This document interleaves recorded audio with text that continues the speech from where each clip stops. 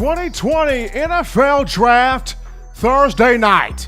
First ever virtual draft, and for the first time, the IT department will probably be just as important, if not more important, than the draft picks being made. So it's going to be interesting to see how that unfolds. But you, the Alabama football fan, have chosen to spend your Wednesday, your hump day here with us on the hottest show on the streets, the best form of Crimson Tide football news, notes, and information, that being in my own words, the podcast with yours truly, Stephen M. Smith of Touchdown Alabama Magazine, coming to you from Tuscaloosa.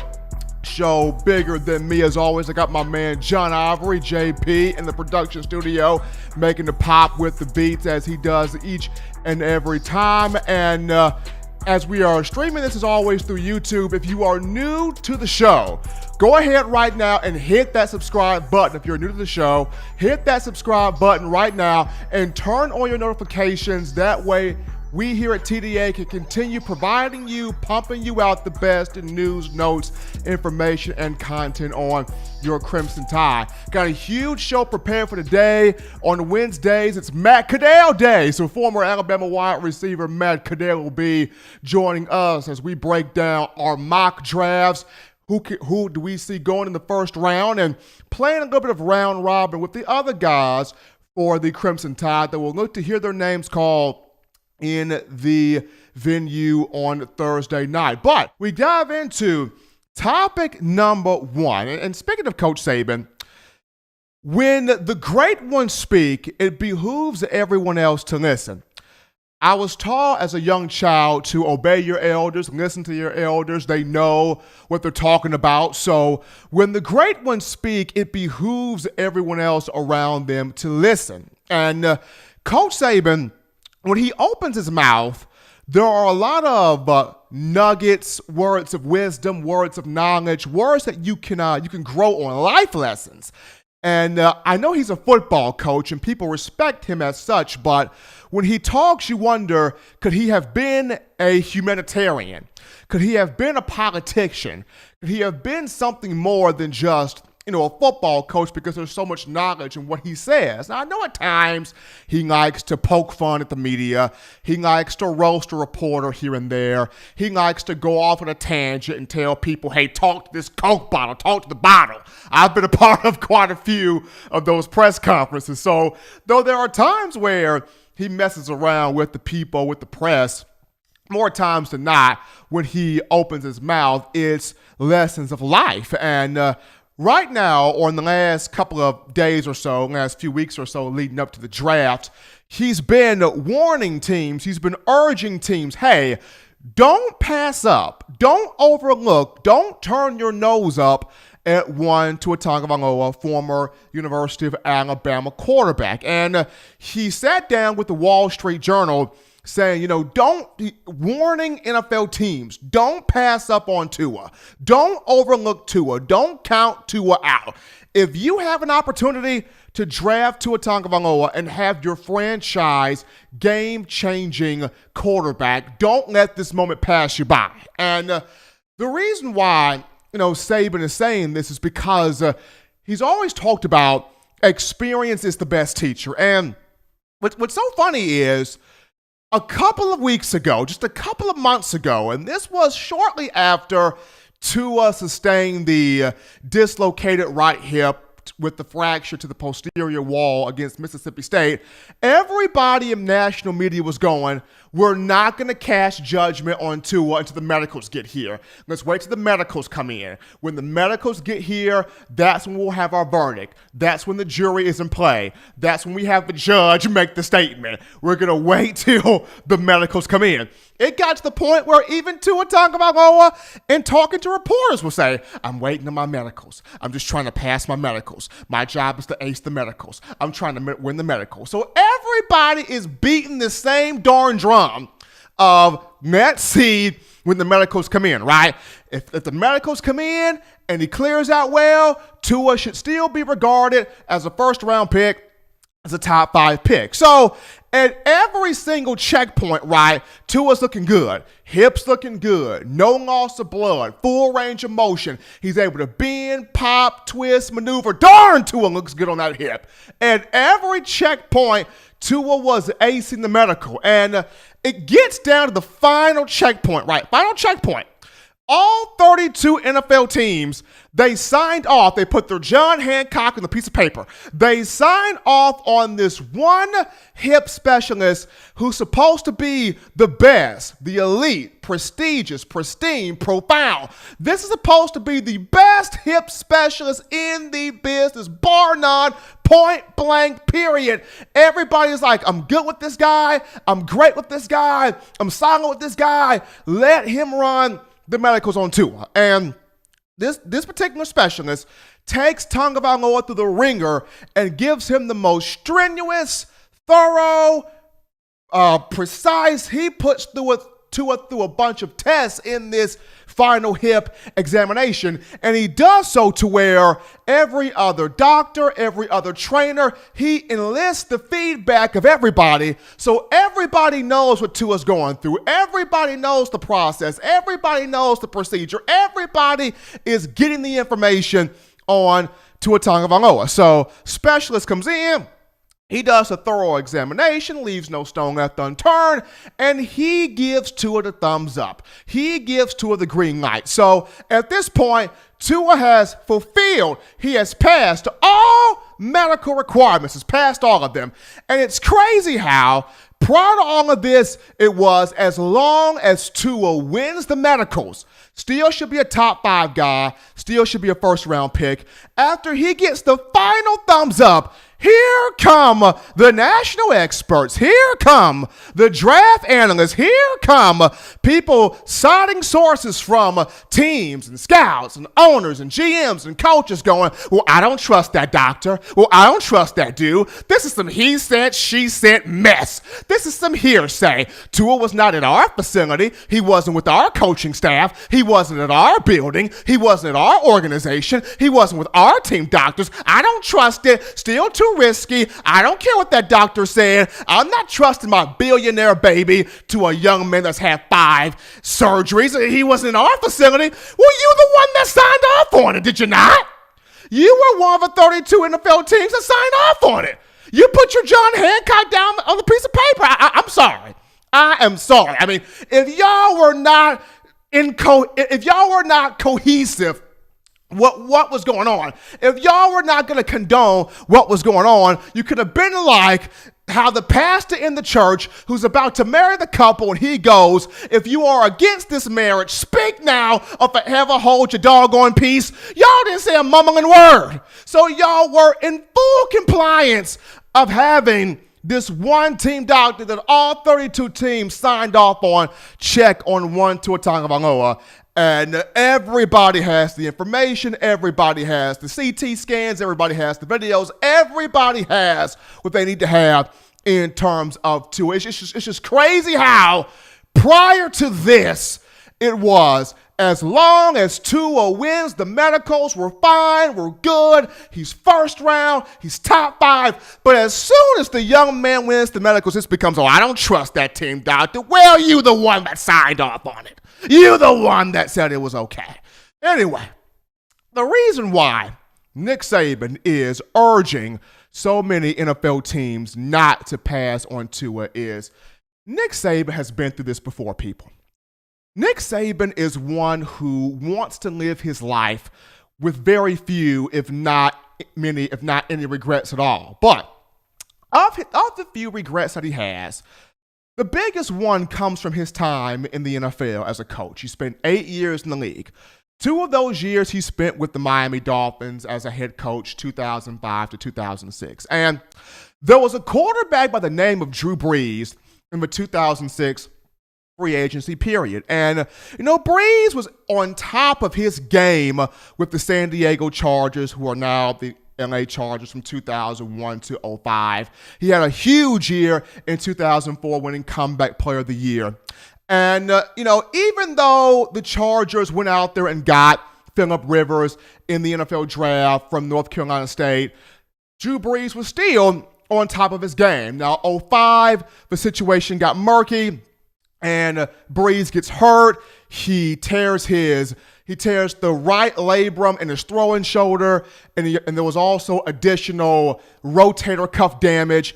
Thank goodness you had the likes of Dr. James Andrews and Dr. Sajorowicz. Dr. Andrews and his team were able to go in there, have the surgery done on Drew Brees, take him through a strenuous rehab, get the cartilage, the nerves, the fibers, the ligaments, the tendons, everything back working properly. And even though the Chargers made it rain in the club one time for Phillip Rivers and give him the contract, they let go of Brees. And two teams were interested in Brees in that 2006 free agency period, that being the Dolphins and the New Orleans Saints. And Saban wanted Brees. Brees was Saban's guy. Saban knew, if I could get Drew Brees in here, I can keep Tom Brady from winning a few more Super Bowls and probably having some for myself. And even though Brees was Saban's guy, the Miami Dolphins medical staff goes, "Nick, what are you doing? Did you not see what Drew Brees hurt? He hurt his shoulder. He hurt his throwing shoulder, Nick. He's done. That's his livelihood. He's not going to be able to play again. He's not going to be able to throw anymore. Take him out in the pasture like old Yeller and kill him. Nick, poor man can't even pick up a glass of water no more, Nick. He ain't no good. He ain't going to play in the league no more, Nick. Let it go, Nick. Let it die. Brees ain't going to play in the league no more." And listening to the medical staff, Nick Saban ends up coming off of the guy he wanted. He ends up getting Dante Culpepper. It doesn't work. And Nick Saban watches his man, Drew Brees, go to the New Orleans Saints, a city that was about to lose its franchise, a city that got blown away by Hurricane Katrina, and the man that everybody said would never play again. Drew Brees wins the Saints the Super Bowl, is part of the Saints rebuilding process of helping rebuild the city. He sets records left and right, breaks records left and right, and upon the end of his career, that young man is going to be a first ballot Hall of Famer, versus the Dolphins have been through 14 quarterbacks since that time, and Nick Saban is no longer with the franchise. He is with the Alabama Crimson Tide. So Nick Saban, he knows what it feels like to not get what he wanted to get, and he is begging NFL teams, don't do what I did. If you have a chance to take Tua, take a game-changing quarterback. Do it now. Save your franchise. We're going to go to our first break here on In My Own Words, the podcast, High Show on the Streets here, Touchdown Alabama Magazine. Upon our return, we dive into your phone calls, tweets, text messages, thoughts, questions, and concerns, folks, right after this.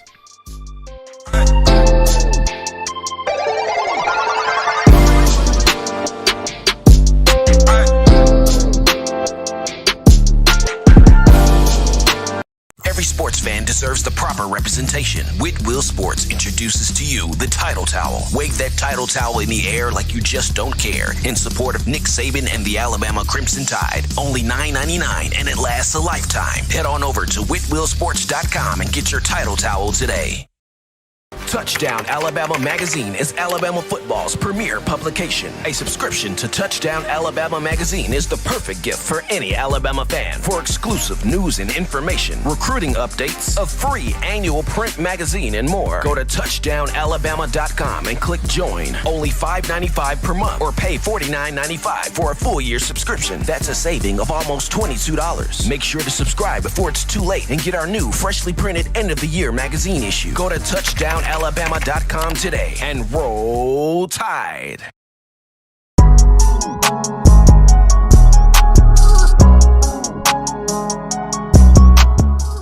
Back inside the action, ladies and gentlemen, on the hottest show on the streets, the best form of Alabama football news, notes, and information on a Wednesday hump day, that being In My Own Words, the podcast, with yours truly, Stephen M. Smith of Touchdown Alabama Magazine. Ladies and gentlemen, if you are new to the show right now, hit that subscribe button right now if you are new to the show, and turn those notifications on, because we're trying to get you, we want to get you the best in news, notes, information, and coverage on your Crimson Tide. But we go to the hotline right now. We pick up the analyst, the real analyst, the legit analyst, former Alabama wide receiver Matt Caddell, back on a Wednesday. Brother, how you feeling? Are you ready to rock and roll? I am ready to rock and roll. We got the draft tomorrow. I'm getting excited. And just want to reiterate again to all those Alabama fans, come to Touchdown Alabama, hit that like and subscribe button. That's where you can get a one-stop shop for everything you need to know about Alabama football. You got it right there from my man Matt Caddell, reiterating, hitting that subscribe button if you are new to the show. Well, Matt, you brought it up. Tomorrow, Thursday, first ever virtual NFL draft, something that we've never seen before. Going to be very exciting to dive into how will this all play out. But you and I are going to put on our draft hat, and we're going to go through mocking the Alabama players that will go in the first round, that we feel will go in the first round, and play a little bit of round robin with some of the other guys that will get drafted. So starting this off here with Tua Tagovailoa, quarterback, Crimson Tide. Where do you see him going, Matt? I actually see him. Well, first let's just set up. I mean, the draft, you got number 2, Washington Redskins. They can go with Chase Young. But that's kind of where the Tua talks come in, and there might be a couple teams interested in trading up. But I think Tua is going to end up a Miami Dolphin at 5. And if not there, I think he's going to be an LA Charger at 6. So I think Miami's either going to have to trade up to get ahead of the Chargers, or the Chargers are going to have to trade up to get ahead of Miami, either with Washington. I mean, I think mainly with Detroit at 3 or Giants at 4. So that's where I think Tua is going to end up. But you never know how the draft may go. You never know how these draft boards might end up. If the Chargers do not take Tua at 6, or the Miami does not take Tua at 5, and Tua starts to slide, my sleeper team is going to be Bill Belichick and the New England Patriots. Everybody's saying New England. Possibly having an outside chance to get Tua Tagovailoa, just because of the whole Belichick-Saban connection. If Tua slips, I wouldn't be surprised to see if a team like the Patriots possibly looking to trade up, maybe with Tampa Bay at 14 to draft Tua. So that's just kind of my thinking. But at the end of the day, I think Tua is going to be a Dolphin or a Charger. Well, for me, Matt, straight up, I got him going number 6 to the Chargers. Now, if the Chargers trade up out of that 6th spot, I still think he goes to L.A. It would put him back closer to home in Hawaii. And the Chargers already have the weapons like Mike Williams, Hunter Henry, Keenan Allen, Austin Eckler. You already got Tyrod Taylor, so it's not like you have to force Tua to play year 1. You can let him heal up. So I would have him number 6 to those LA Chargers. But we look now at big man Jedrick Wills at 6'4", 312. Where do you see Jedrick at, Matt?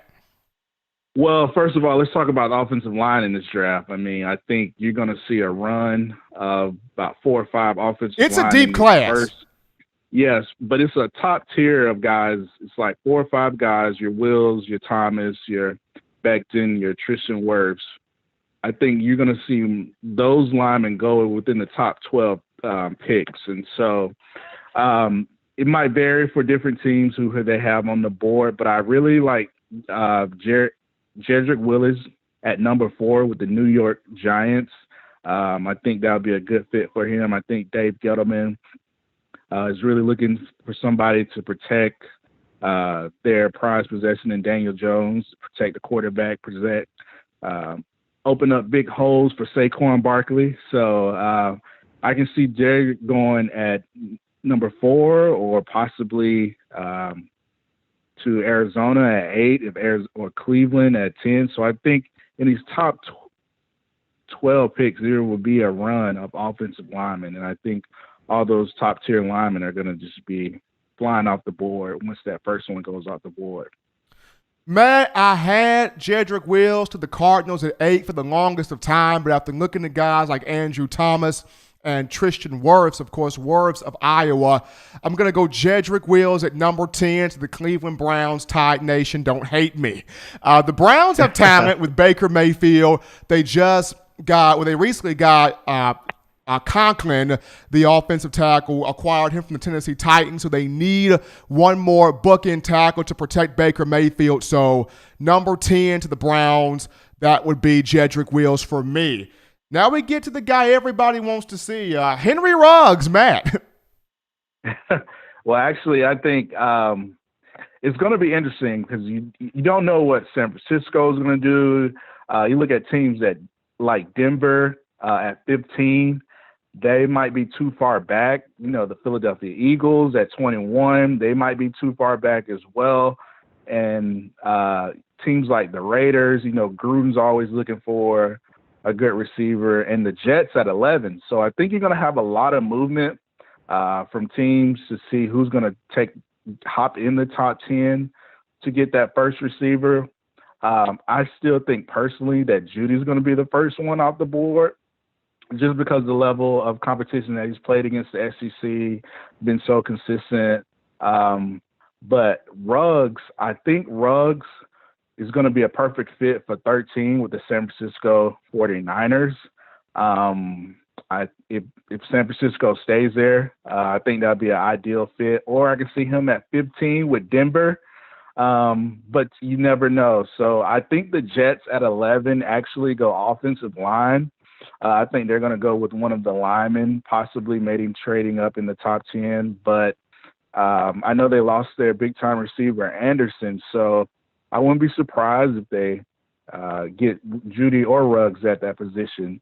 But I do think you start to see the run of receivers from 11 on down. As much as I want to see Henry Ruggs to the Saints at 24, as much as I want to see that, I don't think Ruggs stays on the board that long. So I went with him at number 12 to the Las Vegas Raiders. Even though people may say that's a gamble, that's a bit too much. John Gruden likes speed. The Davis family likes speed. And they got to have somebody that can catch a short pass from a Derek Carr or a Marcus Mariota and take the top off some things. Give me Ruggs at 12 to the Las Vegas Raiders. Awesome. That sounds good. I think we're kind of around. Everybody's kind of thinking the same thing. I think those GMs are kind of thinking the same thing. And I think if you're kind of behind 21 with Philadelphia, like I mentioned earlier, Denver, you have to try to get ahead of teams like the Raiders or the Jets or San Francisco to get one of these top tier guys, Judy or Ruggs. So the next guy here, we got Jerry Jeudy. And for Jeudy, I'm sticking with my pick of the Denver Broncos, pick 15. This is where Jeudy falls right here. John Elway loves Drew Lock at quarterback. They've got weapons on the outside with Cortland Sutton. They've got a tandem at running back with Melvin Gordon and Phillip Lindsay. Good young tight end and Noah Fant. So Jeudy to me, still 15 to Denver. My man Caddell, it's on you. I actually have Jeudy. I'm kind of flip-flop with the Raiders with your pick. I actually have Jeudy with the Las Vegas Raiders at 12. I think he'll be able to team up with this guy, Josh Jacobs out there, kind of have a little Bama connection. Oh, a little Bama love there. Okay. Yeah, a little Bama connection, Bama love there out in Las Vegas. And I think that'd be a good fit. You look at Mike Mayock with his pedigree of evaluating talent. I think Gruden is probably going to fall in love with one of these receivers. And I think right now I see him at Las Vegas and possibly Denver, but I think Denver is going to have to trade up, like I mentioned earlier, to get one of these top premier receivers. Now, as we move on down here, Matt, we go to Xavier McKinney, safety. I have him going number 23 to the New England Patriots due to Patriots secondary getting older. Patrick Chung up there. Devin McCourty in his early to mid-30s. So got to get some young, fresh blood out there in that defensive backfield. McKinney, to me, 23 to New England. Yeah, I think McKinney is obviously the top safety on this board. He can do anything. He can play the run. He can play in the box. He can cover slide. He can cover the outside. He's just such a versatile safety. And I got him going, like you mentioned, at 23 for McKinney. But I think his conversations really start getting interesting around 17 with Dallas. You know, Dallas might go defensive line, possibly an edge rusher, but I can really see them. You know, they lost Byron Jones, so they really kind of need to fill that void. And I don't think they go corner. And I think having a smart safety like McKinney at 17, I think that would be a good pick. And if Tua's already at Miami at 5, Miami still has the 18th pick. I can obviously see them possibly taking McKinney at that spot, but I still think Miami goes offensive line to address their offensive line needs at 18. Now, man, you and I, and for those of you that are just tuning in, we are live here on In My Own Words, the podcast, with former Alabama wide receiver Matt Caddell talking some NFL draft. And, Matt, we have the same first 5 guys. Now, our potential 6th guy is different from each other. So, who is your 6th guy that could get in the first round? I have Diggs. I think whoa, baby. Yeah, I really like Diggs. I think he's actually a good steal in this draft because he's such a tall, athletic corner, has great ball skills. I think he's going to end up in the NFC West with either Seattle or maybe the 49ers at 31 or maybe the Chiefs at 32. So I think he'll probably go later in the first round. So I can really see him either at 27 with Seattle or San Francisco at 31 or the Chiefs at 32. And I think his better fits for his style of play, I think Seattle will be ideal. How they play defense, how they like to be physical. And I think either that or San Francisco 49ers, I can really see Diggs thriving in those defenses. Who is your number 6 player? My number 6 player was none other than Terrell Lewis. And I had T. Lou going at number 29 to those Tennessee Titans after they let go of Jarrell Casey. They need another big-time edge rusher. T. Lou was also my steal of the draft, so I had him 29 to the Titans. But this is fun right here. So we got Matt Caddell on talking some NFL draft here with us on the show. And Matt, before we let you go here, who would you have as your steal of the draft? My steal of the draft, I said Diggs, but I want to kind of phrase it instead of steal of the draft because there's so many great talent within this draft. But I want to say if I have a great value penny stock where you can invest low and get so much value for this guy, I have to go with Anthony Jennings. I think Jennings is just going to fall into a great situation with the team, probably go second, third round. I don't think he's falling out of the 3rd round. But he's such a great pass rusher coming off the edge. He's been so consistent. And I think that's someone that he has such a high ceiling in the NFL game. So that's kind of my great value penny stock pick is Anthony Jennings. And my steal, I think Jalen Hurts is going to be is just going to be a steal. I really see him possibly with the Pittsburgh Steelers. And if the Saints, I can really see him kind of backing up. You know, they lost Teddy Bridgewater, and they can kind of get a quarterback later in the 2nd round. I think that would be a good fit for Jalen to kind of learn how to learn behind Drew Brees and Sean Payton and what they like to do offensive. He's Matt Caddell joining us live here on the show.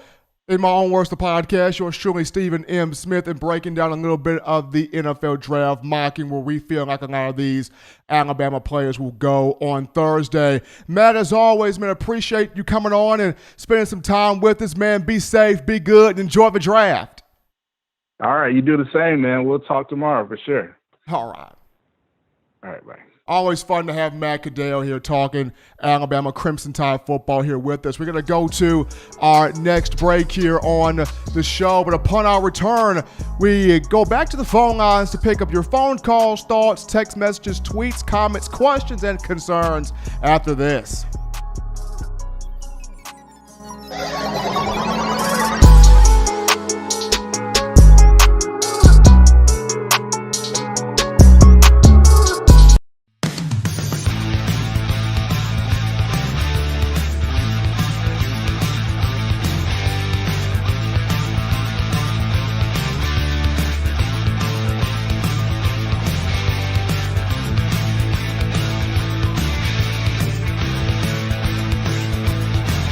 T-Town Menswear in the University Mall in Tuscaloosa.